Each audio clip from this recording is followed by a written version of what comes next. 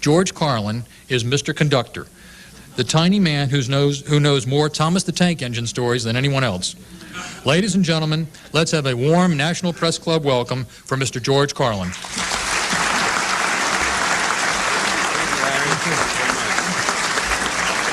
Thank you. Thank you all.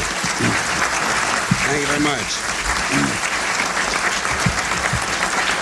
Thank you. Thank you for the fine introduction, Larry, and thank you for the members of the head table. Thanks for those of you who accepted the invitation to come here today or volunteered, and thanks for the invitation in general. I can assure you I am properly nervous, not because of simply my esteemed audience, but because this is a setting I'm not completely familiar with, and as we all know, anything new is to be feared and dreaded. And just to relieve you of any outstanding anxieties, I can assure you that I'm not here to advance any political, social, or environmental cause. I am, in fact, blessedly agenda-free.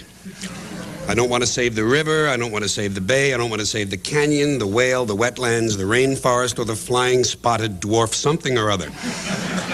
I don't want to save the children above all, frankly. Frankly, I don't care about many of those things, and between you and me, those battles were lost a long time ago. I'm not interested in freeing someone, boycotting something, or preventing anything. I am interested in keeping my lunch inside my mouth if I can. And I don't want to make something optional. I refuse to wear ribbons of any color. You might say I'm just here to help define deviancy down. To be honest, there aren't many things I do believe in, but high among them would be friendship, family ties, and romantic love. I think those things can take you a long way. For the record, the only worthy cause I have devoted time to is a little-known place that does wonderful work, St. Anthony's Home for the Visually Unpleasant.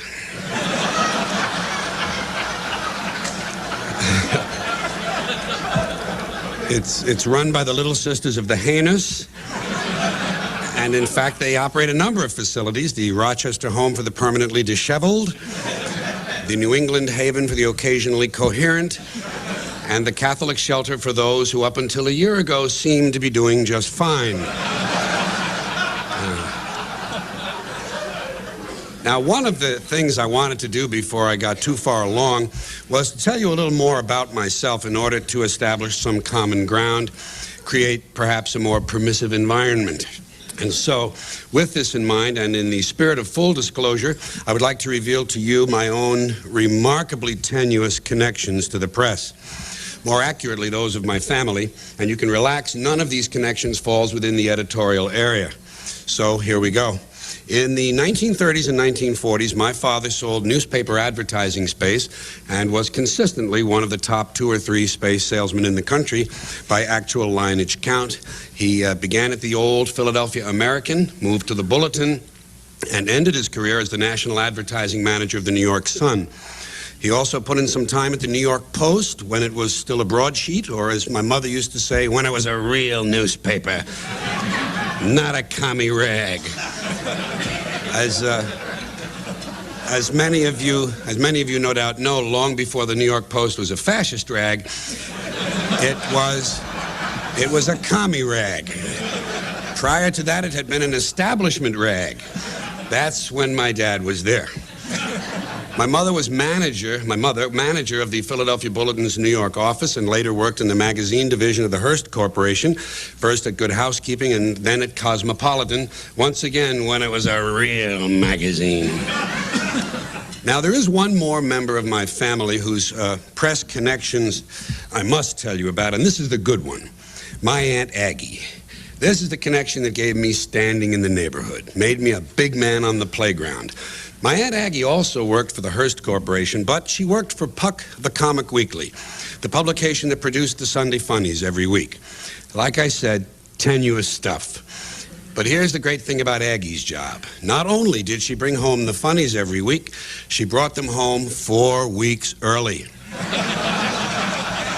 Are you hearing this? Every week I had the Sunday Funnies a month before the other kids. And I guess you can realize the power this gave me in the schoolyard. To be able to predict weeks ahead of time precisely the way Mandrake the magician would escape from the lost cave, or to describe in advance the details of whatever well-deserved catastrophe was next in store for little orphan Annie. Doesn't sound like much today, but in the days before television, and when you're 8 years old, it was power beyond belief. Of course, you had to be careful not to overdo the predictions, and you could never, ever tell the other kids about the great job your Aunt Aggie had. Now, having somewhat successfully established my press credentials, and because you and I have at least one thing in common, which is that all of us deal with language all the time, I thought it might be nice today for me to come to you with some of my language complaints. Certainly not to blame them on you, although, of course, you are implicated. And not that you can help it. I mean, the problem is really with the people you cover. The politicians, the celebrities, and the lawyers. And although their level of insincerity is astonishing, it's still kind of fun to hear them talk. In particular, it's fun to listen to Washington talk.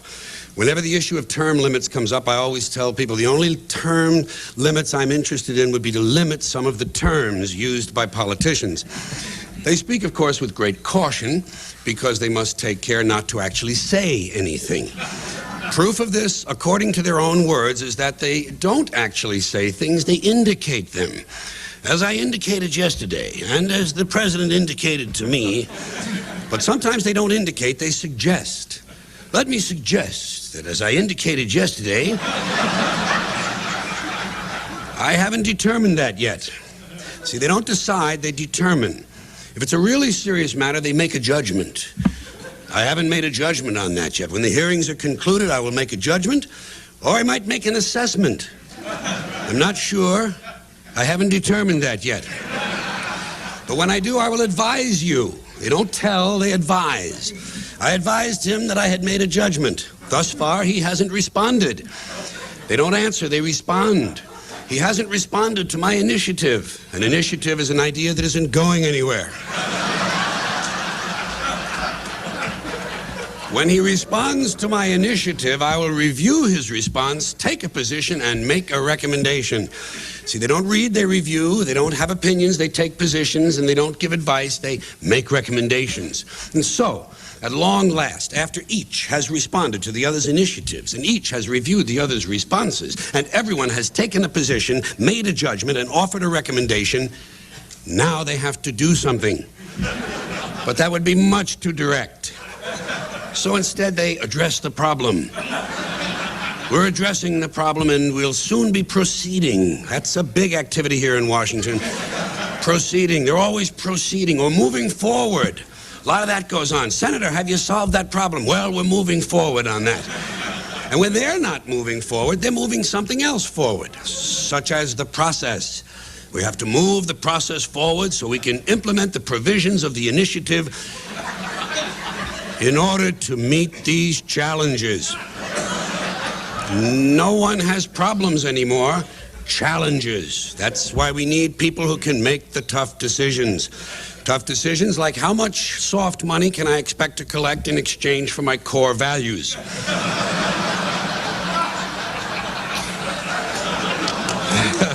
So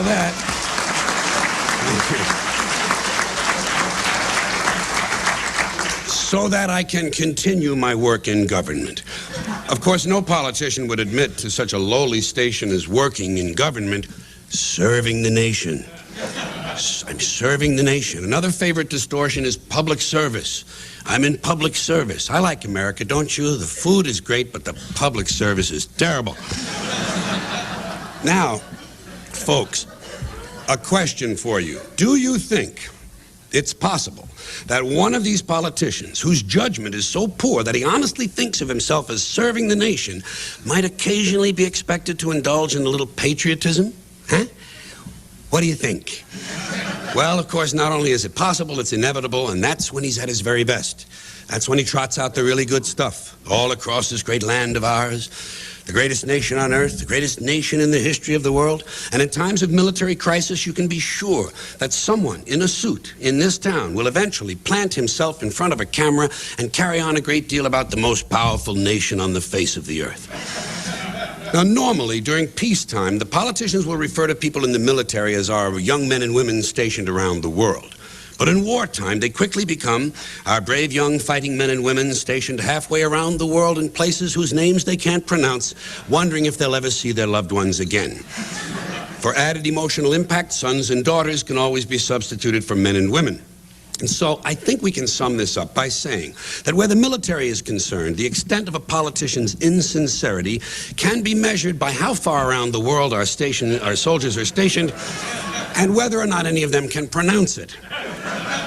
Incidentally, another way of expressing this sentiment is to say we're sending our young men and women to places the average American can't find on a map. I've always thought it was kind of funny and somewhat out of character for a politician to go out of his way to point out the low level of American intelligence when indeed his very job depends upon it. It would seem to fly in the face of that other rhetorical standby of theirs, the American people are a lot smarter than they're given credit for. This is said with a straight face, although it is obvious, of course, that the proposition is being stated precisely backwards.